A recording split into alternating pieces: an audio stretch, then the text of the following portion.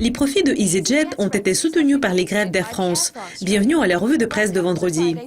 Le mois dernier, les pilotes d'Air France ont entamé une grève de 2 semaines en raison du dispute sur les contrats de travail. Cela a coûté à la compagnie aérienne des centaines de millions d'euros et a résulté en une annulation de presque la moitié des vols de la compagnie. La compagnie aérienne Lufthansa a également connu des grèves qui ont touché des milliers de passagers. Mais les malheurs d'Air France ont entraîné de bonnes nouvelles pour EasyJet, comme les passagers ont passé à la compagnie aérienne à bas coût. EasyJet déclare que les grèves avaient entraîné une hausse de 5 millions de livres sterling de son chiffre d'affaires. Cette augmentation du chiffre d'affaires s'ajoute à une bonne clôture de l'exercice comptable annuel pour EasyJet, qui a abouti à la hausse des prévisions du bénéfice de la compagnie aérienne.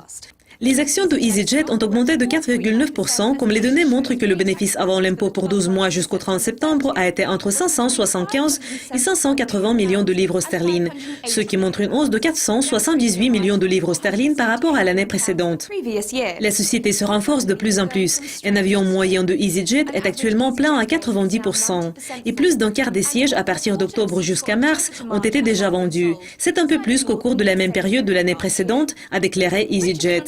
Richard Hunter de Hargreaves Lansdowne a déclaré que l'augmentation du nombre de passagers et la baisse des sièges libres sur les vols ont été encourageantes. Il a dit une attention continue sur les coûts a été soutenue par une facture de carburant plus faible, tandis que l'augmentation du dividende supplémentaire proposé est le reflet de l'optimisme de la société en matière des perspectives.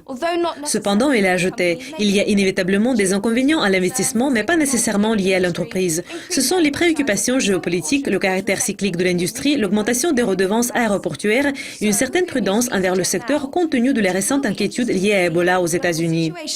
C'est tout pour le moment. Au revoir.